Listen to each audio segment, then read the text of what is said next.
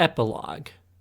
On the fourth day, Millie got the news that she had been adopted by a man named Alphonse Rumford, and that she would be heading to a place called Rumford Academy. Millie didn't know how she felt about the news. Shocked? Nervous? Scared. She knew how the other kids felt. Envious, jealous, and spiteful. Whatever chance she had to make some new friends was gone, even though it would have been all the same with her keeping distance from everyone. Why had she been picked so quickly? The answer seemed obvious. They weren't going to let her get away. In Academy, Millie was assured that those seals or signs or whatever Solomon called them would get her out of anything military related. Millie wasn't so convinced about that though. She just wanted to find a stable spot and not have her life change every week. She left the orphanage 3 days later, without being able to remember a single name from the place. She spent the next 2 weeks going from place to place, each being a different spot in the orphanage program. The academy she was heading to was located near the center of the empire, so a long journey was definitely in store. Other kids were with her during the constant shift from place to place. But now, Millie was the only one in the back of a long black car, going down a city she didn't even know the name of. The car pulled up to a large gate, where Millie could see a woman waiting outside. She was in her early 30s, had olive skin, and her long black hair was tied up in a bun. She wore blue glasses that brought out the color in her turquoise eyes. As the vehicle came to a stop, the car door slid open. Millie gathered her belongings, the backpack with the sax case, a wrapped-up rifle, and a box of ammo she told people was a marble collection, and exited the vehicle. The woman standing before her smiled and nodded in greeting. "Hello there, Miss Mistwalker. My name is Elise, and I'll be accompanying you today." Millie cleared her throat. This was it, although the greeting was nice but unexpected. "Hi," she managed, "and Millie is fine." "Very well, Millie," Elise acknowledged. "I know this is quite sudden, but the headmaster would like to see you immediately. I'm sure afterwards you'll be able to get to your quarters and possibly get a tour of the academy. Do you need help with your luggage?" Millie shuddered and let out a long breath. If Elise noticed Millie's nervousness and quite possible terror, she made no sign of it. No, I won't need any help." The gates opened as Elise said, "Very well." She continued to smile at Millie. "This way then." The campus was pretty much empty, most likely with it being a Saturday.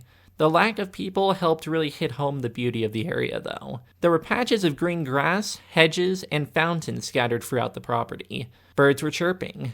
The academy seemed like a nice place, yet that didn't help ease the feelings going through Millie. Up ahead was the main, 4-story building. There was a building set a bit farther to each of its sides, making a U around her. They entered the building. "The headmaster's office is on the 4th floor, Elise told her. She looked Millie up and down and came to a conclusion. "We'll take the lift." At least there's some mercy to this, Millie thought. They rode the lift up and made their way down the hall. They arrived at a set of doors. Elise knocked lightly and a voice came from inside. "Come in." Elise opened the door and gestured for Millie to enter. She then followed Millie in, closing the door behind her. The office was dimly lit, with the only light coming from the setting sun peering through the windows. Yet, it was still a cozy place. There was an unlit fireplace to the left, with 2 couches and a table in front of it. There was a big wooden desk at the end of the room, with 2 comfy chairs in front of it and a similar chair behind it. Sitting in that chair behind the desk was a man, although Millie couldn't get a good look at him as he was silhouetted in the sunlight behind him. "Thank you, Elise. That'll be all," the man said. Elise nodded and opened the door to leave, but the man stopped her. "Actually, Elise." She turned back. "Can you send for Leisha, please?" Elise nodded and smiled. "Of course, sir." And she left the room, closing the door behind her. The man beckoned Millie forward. "Take a seat, my dear." Millie did as she was asked. She took a seat across from him. She was now close enough to get a better look at him, although she did have to squint. The man had white skin and looked to be in his late 40s. His hair was short and brown, with a similar goatee and mustache. He also had powerful golden eyes, which kind of felt intimidating. The man seemed to notice Millie squinting. "Oh, my apologies. Seems like the day just escapes me at times," he said as he clapped once, and the blinds drew down across the windows. He then clapped twice, and the lights turned on. That was definitely better. "Now, I must apologize once more for immediately sending for you, Miss Mistwalker." Now that the light wasn't blinding her, Millie tried to keep a neutral face, trying to hide her worry and skepticism. Just Millie is fine. The man laughed, tilting his head back. That's a relief. Adding Miss to your last name is a bit tedious. The man got himself together and introduced himself. I'm Alphonse Rumford, the headmaster of this academy. I'm sure you have plenty of questions, but first, I would like to hear from you and your journey here. Millie frowned, puzzled. Like, my trip from the orphanage to here? Rumford slowly nodded. A bit of that, yes, but more of your time before the orphanage, if you don't mind. Millie thought about it for a moment. She doubted she could just refuse. She did have her fabricated backstory down, so she nodded. There's not much to tell. I was adopted by a widow in the village of Perma. A plague came to the village a little while later and my adopted mom died. A flash of gorge came to mind. Millie gulped. She could feel her eyes getting watery but kept the tears back. The doctor that came by to treat the village, he took me off to an orphanage since I didn't really have a home there anymore. Rumford nodded. That's a terrible loss and I'm sorry to hear. There was a moment of silence and he asked, What about your life before Perma? Millie frowned.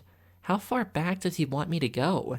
She didn't see any harm in talking about Mistville, so she went into her life and family. She then told him about their passing and her exception into the orphanage program. It seemed like a lifetime ago, but it hadn't even been a full year yet. Rumford nodded, then his gaze turned to the rifle, seeming to notice it for the first time. He rose a brow and unwrapped it. Nobody stops you from carrying this around? Millie gave a weak shrug. Last time it worked was before I was born. It's an old war relic that's been passed down for generations in my family. Rumford nodded and rubbed his chin, pondering Millie's story. This lasted for several minutes. So, Rumford finally said, your story is more in lies than truth. Millie couldn't help it. She shuddered. Her face paled just slightly. Excuse me, sir? There was no way he could just state she was lying and believe it. She had to keep herself under control. I have no doubts that your tale from Mistville is true, Rumford said. But recent events are quite different from what you said. True? He didn't have any accusation in his voice. He was calm, but firm in what he said. Millie tried to come up with a reply, but Rumford continued. Take the rifle, for example. The wear and grime on that is a couple months old at best, not a century. And the wounds on your face, those are blemishes, not scars. They'll heal, so they must be somewhat fresh. Millie unconsciously put her hand on her cheek. She hadn't even noticed that when she checked her reflection in the orphanage. Although, before that was in the shower room of the ward. Which would leave me to believe you've seen some form of combat. Granted, your complexion could have been from adjusting to the cold weather up north, but the rifle seals the deal. Millie cleared her throat and fortified herself. She wasn't about to give up her facade yet. Combat? I mean, mentally, sure, but she fought back to Gorge, Sly, Kristen, Omar, even Chase and Amon. I had a family back there. She whimpered those last words.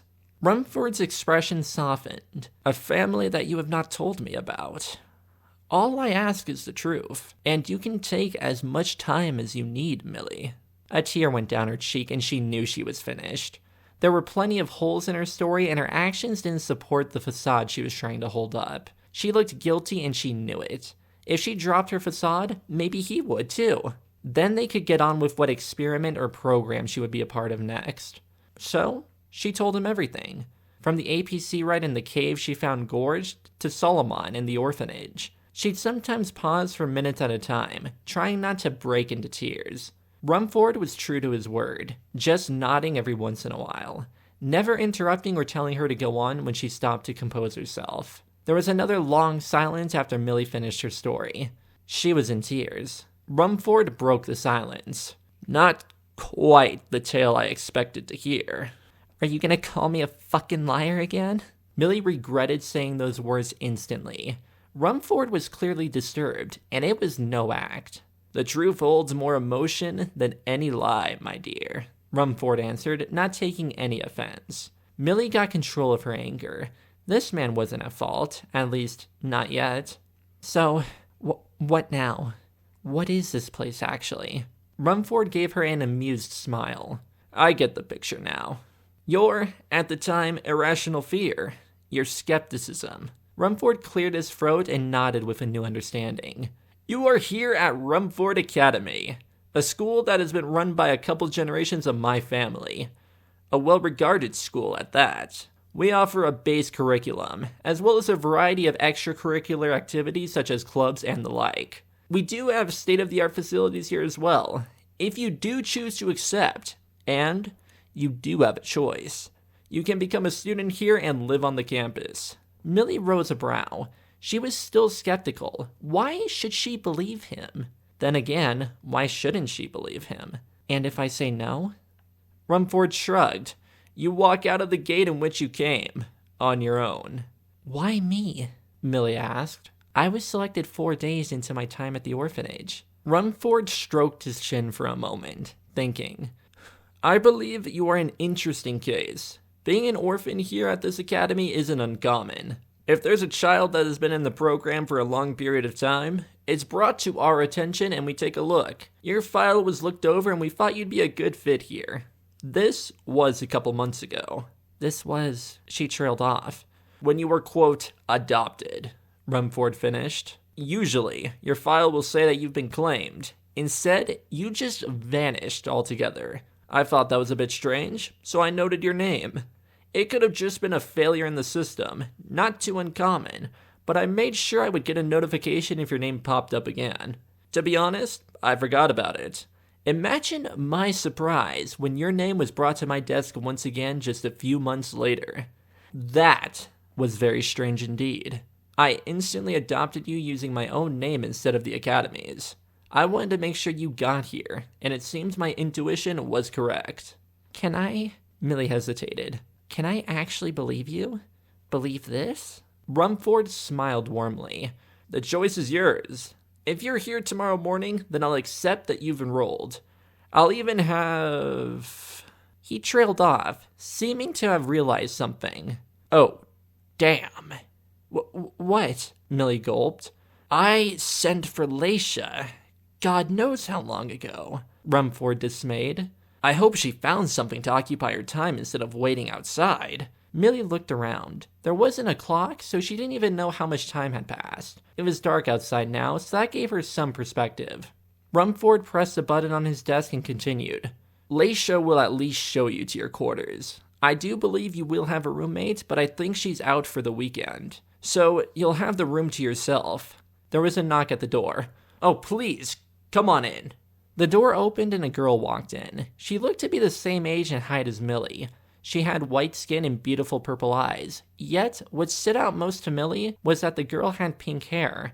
It was a lighter shade than Millie's, but the style she had it in was extravagant. The top was pinned straight up, while she also had 2 long ponytails curved in loops coming from the back. My apologies for the wait, Leisha, Rumford said, but Leisha was already smiling and waving his apology aside. I know you all too well, Leisha smirked. Elias told me you were talking to a new student, so it would probably be a while. I'm just glad you didn't bore her to death. It seems like a decent amount of time has passed, Rumford admitted. Leisha just rolled her eyes and walked towards Millie, who was already getting up from her chair. Leisha stuck out a hand. Hi, Pinky. Millie visibly recoiled at the word. Is that your form of a joke? A bit of offense in her voice. Calling her Millie will be just fine, Leisha, Rumford interjected. Leisha shrugged. In a way, I guess, she replied to Millie as she extended a hand. Leisha. She paused for a moment. Novikrov. Millie took the handshake, ignoring the pinky part. Millie, Mistwalker. Mistwalker? Leisha asked excitedly. Yeah? Millie replied, a bit confused. You're right! Pinky sucks when you have a name like Mistwalker. Millie couldn't help but to smile. Leisha was making a good attempt at breaking the ice between them, making Millie feel welcome. She made a silent pact that Gorge would be the only one to get away with that nickname. I guess, Millie replied. You'll be the Mistwalker, Laisha stated with added flair. I mean, Millie is just fine, Millie replied a bit weakly. Laisha's excitement was tough to ignore, though. Nope, Laisha replied simply. It's a perfect title. Millie didn't know how to argue this, or Millie, but she knew it was futile. I was hoping you'd at least show Millie to the dorms and to her quarters, Rumford said. Not the full tour? Laisha asked, then seemed to notice outside. Not the full tour. She turned to Millie. Although the campus is quite a sight at night, she winked. We could still walk around. The lady has had quite the day, Rumford objected. I'd probably want to put my stuff in my room, Millie gestured to her pack and belongings. But afterwards? Laisha smiled. Deal. And she walked towards the door. Millie turned to Rumford. Thanks, and sorry for... Rumford rose a hand. No need for the apologies, Millie. He gave her a warm smile. I hope you'll be able to get comfortable and that Laisha doesn't drive you out. Laisha just rolled her eyes at the comment. And I hope I'll see you tomorrow, Millie. She returned the smile and nodded. Yeah, maybe, she thought as she walked out of the office with Laisha. Maybe this could be a home. A normal life in a normal, well, somewhat normal school with just looking at Laisha. Millie looked to drop her skepticism with the hope of that normal life. She walked with Laisha through the hall and down the lift, out into the fresh evening air, and to what would be her new home, and possibly a new, happy life. Hi there, Argus here jumping in at the very end. I just wanted to say thank you for whatever support you've shown for the story. If you liked what you heard here, consider subscribing. It really, truly means the world to me. Keep an eye out for some social media pages I'll be adding to the About page of the YouTube channel, just to keep up with what I'm doing. Also, if you do want to read one or more of my stories, you can check out my Wattpad page. I think that's how you pronounce the site anyways. Just click the link in the description, or if you know the website, just search my YouTube channel name. You should be able to find something cool there. This has been The Mistwalker, and thank you for listening. Take care.